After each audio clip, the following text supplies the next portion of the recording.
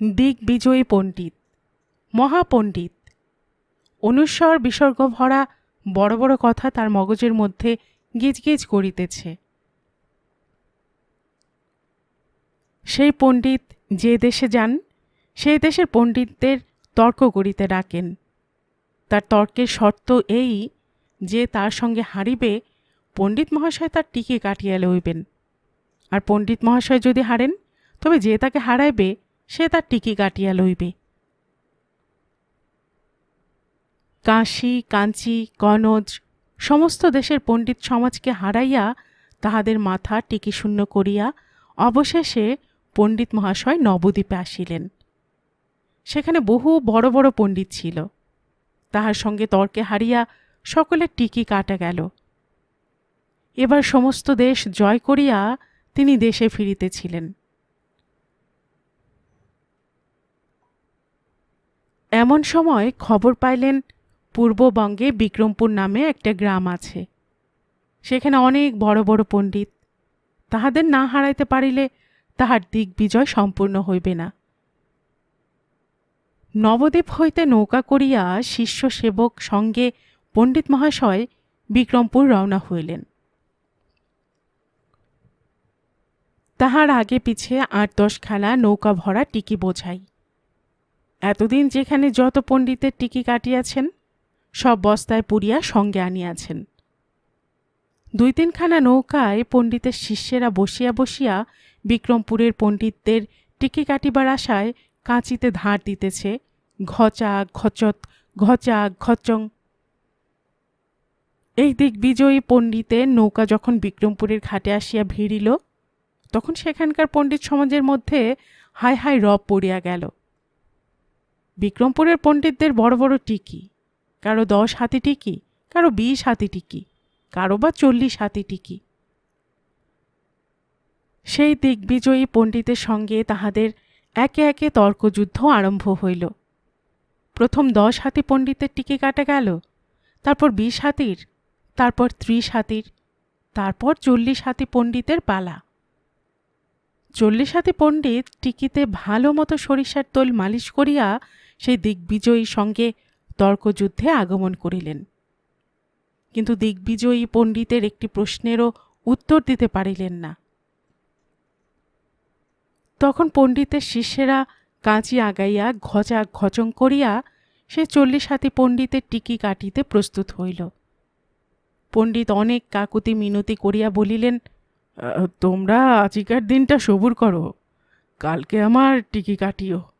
আজ 80 বছর ধরিয়া কত সরিষার তোল মালিশ করিয়া এই টিকি বড় করিয়াছি। নিমন্ত্রণ সভায় কত রসগোল্লা সন্দেশ এই টিকির সঙ্গে বাঁধিয়া লইয়া বাড়ি আসিয়াছি। আজকের রাতটা টিকিটাকে ভালো মতো যত্ন করিয়া লই, কাটিতে হয় তো কাল কাটিও। দিগ্বিজয়ী পণ্ডিতের শিষ্যেরা এই কথায় রাজি হইল। 40 হাতি পণ্ডিত বাড়িতে আসিয়া আপনার জনদের কাছে তার পরাজয়ের সকল কথা বলিলেন। বাড়ির সকলে মিলিয়া পণ্ডিতের এই 40 হাতি টিকি ধরিয়া সুর করিয়া কাঁদিতে লাগিল। কাল সকালে এই টিকি কাটা যাইবে। ইহাতে কি পণ্ডিত মহাশয়ের যে সে ক্ষতি হইবে? দেশে নিয়ম ছিল, প্রত্যেক নিমন্ত্রণে ভুরি ভোজনের পর যে পণ্ডিতের যত হাত টিকি সে ততটা করিয়া সন্দেশ, রসগোল্লা আর পান্তোয়া বাড়িতে লই আসিতে পারিবে। কাল যদি এই টিকি কাটা যায় তবে নিমন্ত্রণ বাড়ি হইতে ভবিষ্যৎ আর কিছুই আসিবে না। পণ্ডিতের বউ বিনায়া বিনায়া কাঁদে, পণ্ডিতের ছেলেমেয়েরা হাউমাউ করিয়া কাঁদে।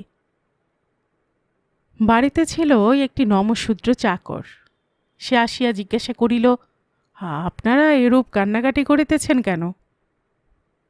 পণ্ডিত মহাশয় তাহার সকল দুঃখের কাহিনী বর্ণনা করিয়া বলিলেন, কাল হইতে আর আমি তোমাকে রাখিতে পারিব না।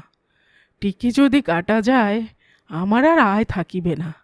কি করিয়া তোমাকে বেতন দেব? নমশূদ্র চাকরটি সমস্ত শুনিয়া বলিল, আপনি যদি অনুমতি দেন আমি একবার এই দিগ্বিজয়ী পণ্ডিতের সঙ্গে যাইয়া বিচার করিয়া আসিতে পারি। আপনি শুধু আপনার পৈতা গাছা আমাকে দেবেন। পণ্ডিত মহাশয় দীর্ঘ নিঃশ্বাস লইয়া বলিলেন, এত বড় বড় পণ্ডিত হারিয়া আসিল, আর তুমি যাইবে তাহার সঙ্গে তর্ক করিতে? চাকরটি বলিল, আপনি আমাকে শুধু এক গাছা পৈতা দিন, আমি হারিলে তো আপনাদের কোনো ক্ষতি নাই, যদি জিতি তাহা হইলে সকলেরই ভালো। পণ্ডিতের বউ বলিলেন, দাও একে এক গাছা পৈতা, পচা শামুককেও তো পা কাটে, দেখি ও কি করে। পরের দিন সকালবেলা পৈতা গলায় ঝুলাইয়া, চান্দিতে পাট দিয়া, হাত 50 একটি নকল টিকি লাগাইয়া, তাহাতে হাঁড়ি পাতিলের কালি লাগাইয়া চাকরটি দিগ্বিজয়ী পণ্ডিতের সামনে যাইয়া উপস্থিত হইল। দিগ্বিজয়ী পণ্ডিত তাচ্ছিল্যের সহিত বলিলেন, হাতি ঘোড়া হলো তল, মশা বলে কত জল, এত এত পণ্ডিত আমার সঙ্গে পারিল না, আর তুমি ছেলে মানুষ আসিয়াছ বিচার করিতে? মানে মানে বাড়ি চলিয়া যাও।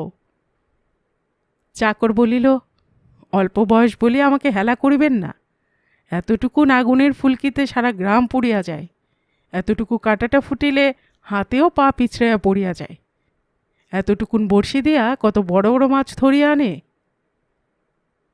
দিগ্বিজয় বলিলেন, ছোকরা, তুমি তো ডেপো হইয়া উঠিয়াছ, আচ্ছা আমাকে প্রশ্ন করো। ছোকরা চাকর বলিল, আপনি আগে আমাকে প্রশ্ন করুন।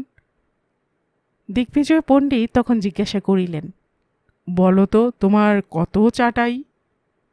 চাকরটা পাল্টা জবাব দেয়া বলিল, আপনার কত চাটাই তাই আগে বলুন।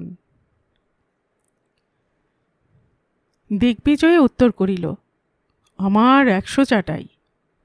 চাকর বলিল, আমার 500 চাটাই। দিগ্বিজয়ী তখন 100 চাটাইয়ের উপর বসিলেন। চাকর বসিল তার চাইতে উঁচু জায়গায় 500 চাটাইয়ের উপর। দিগ্বিজয়ী এবার চাকরকে জিজ্ঞাসা করিলেন, আমাকে প্রশ্ন করো। চাকর বলিল, আপনি আগে আমাকে প্রশ্ন করুন। দিগ্বিজয় জিজ্ঞাসা করিলেন, বলো তো লাওয়া ফলং মানে কি? চাকর তখন 500 চাটাইয়ের উপর হইতে লাফ দিয়া পড়িয়া দিগ্বিজয়ের টিকি ধরিয়া বলিল, আরে মূর্খ, আগেই লাওয়া ফলং কি রে? প্রথমে বীজ রোপণং করন্তি, তারপরে অঙ্কুর হইতে গাছং হন্তি, গাছ জাংলাং বান্তি, গাছে ফুলং হন্তি, তারপরে তো লাউয়া ফলং।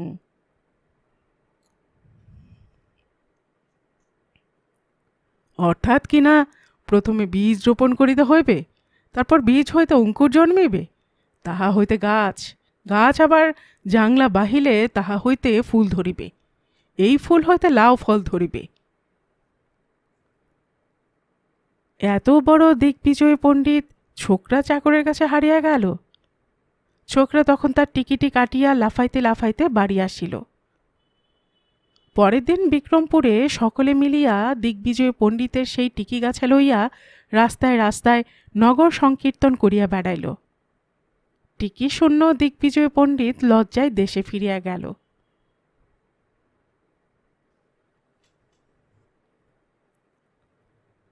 স্টোরি গল্প চ্যানেলে এতক্ষণ আপনারা শুনছিলেন পল্লীকবি জসিমউদ্দিনের লেখা একটি মুচকি হাসির গল্প, দিগ্বিজয়ী পণ্ডিত।